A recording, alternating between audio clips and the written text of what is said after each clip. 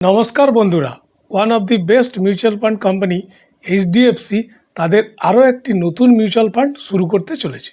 তো কবে থেকে শুরু হবে এই নতুন ফান্ডটি, কতদিন পর্যন্ত আপনি 10 টাকা ন্যাপ দিয়ে কেনার অফারটি পাবেন, কোন ক্যাটাগরিতে পড়বে এই ফান্ডটি, এই ক্যাটাগরিতে ফিউচার গ্রোথ কেমন হবে এবং এই ক্যাটাগরিতে পুরনো কোন কোন কোম্পানির ফান্ড আছে, সেই পুরনো ফান্ডগুলি কেমন রিটার্ন দিয়ে আসছে বিগত দিনগুলিতে, এই ফান্ডটিতে কাদের ইনভেস্ট করা উচিত নয়, আর নতুন ফান্ডটির বেঞ্চমার্কটাই বা কী হবে, এই সব পয়েন্টগুলি নিয়ে এই ভিডিওটি।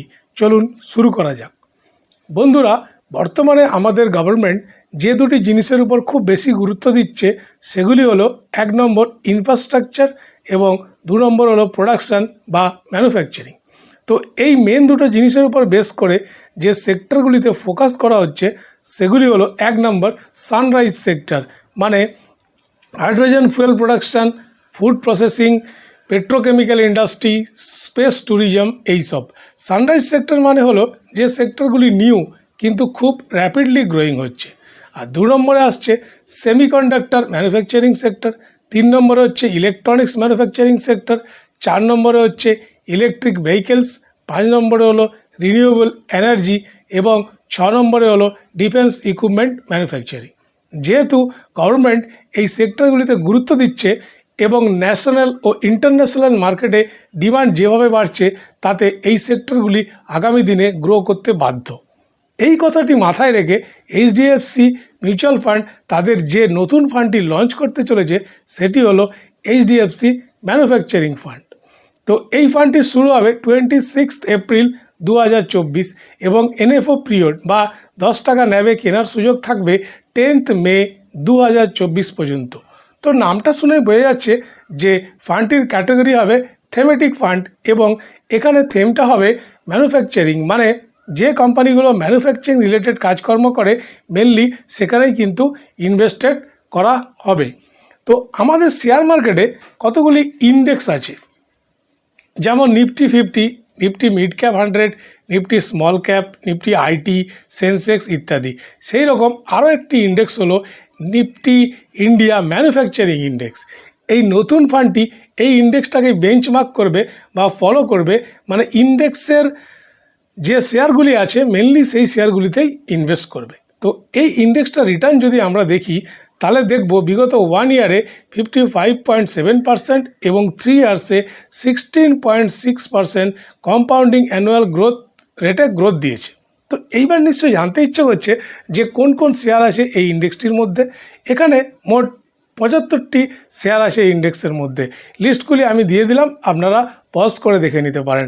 এখানে যেমন আছে Vedanta, KEI industry limited, UPL, Hindustan zinc, Eicher motor, তারপরে আছে যেমন ধরুন Exide, Maruti Suzuki, Bharat forge, Bajaj auto, Tata motors, Bata India, Tata steel, Voltas, Reliance industries, Cipla, Hero MotoCorp, Indian oil, APL Apollo, BPCL, Ashok Leyland. তো সবগুলির নাম কিন্তু আমি বললাম না, আপনারা পজ করে দেখে নিতে পারেন।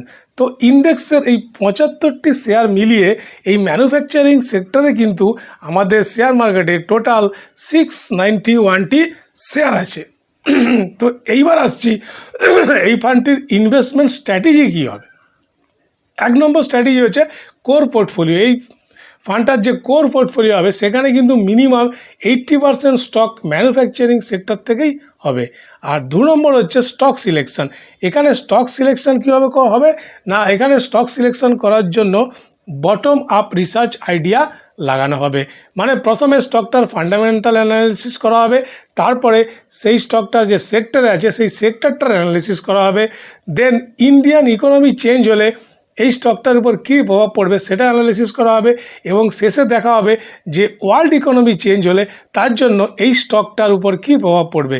এই সব জিনিসগুলো স্টেপ বাই স্টেপ অ্যানালিসিস করে তারপরে ফাইনাল কিন্তু এই শেয়ারটা কিন্তু অ্যাড করা হবে ফান্ডের মধ্যে।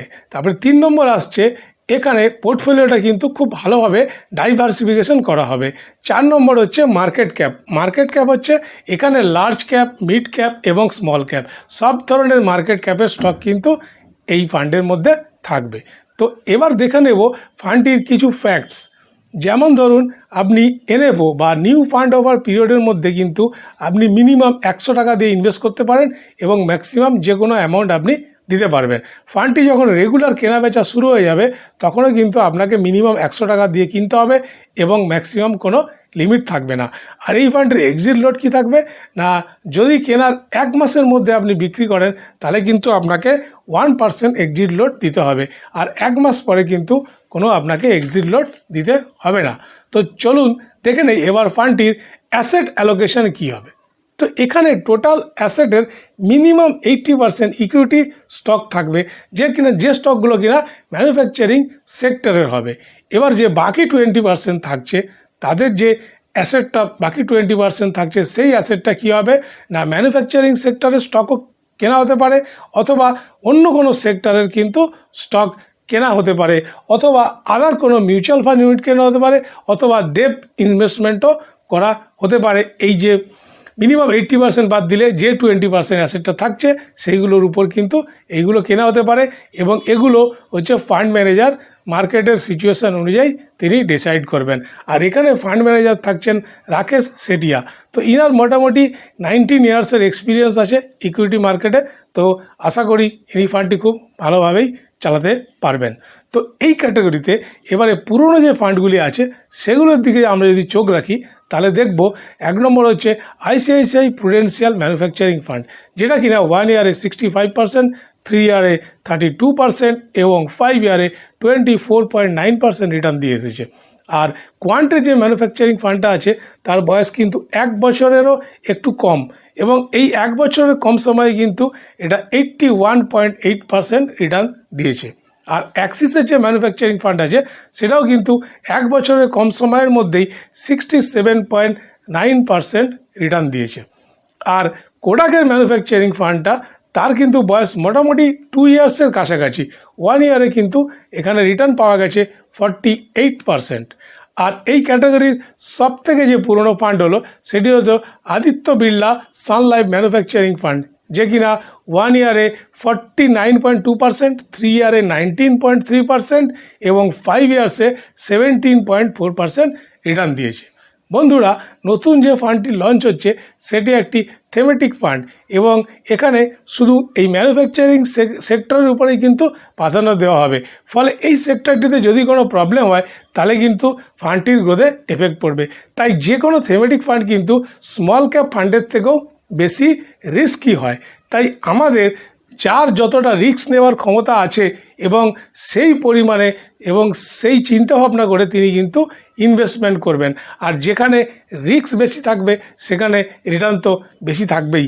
মিউচুয়াল ফান্ড ইনভেস্টমেন্ট আর subject to market risk, read all the scheme related document carefully. বন্ধুরা, আপনারা এই ফান্ডটিতে ইনভেস্ট করতে যদি ইন্টারেস্টেড কিনা সেটা কিন্তু আমাকে কমেন্ট বক্সে কমেন্টস করে জানাবেন। আর যদি ইন্টারেস্টেড হন, কত টাকা ইনভেস্ট করতে চান সেটাও কিন্তু কমেন্ট করে জানাবেন।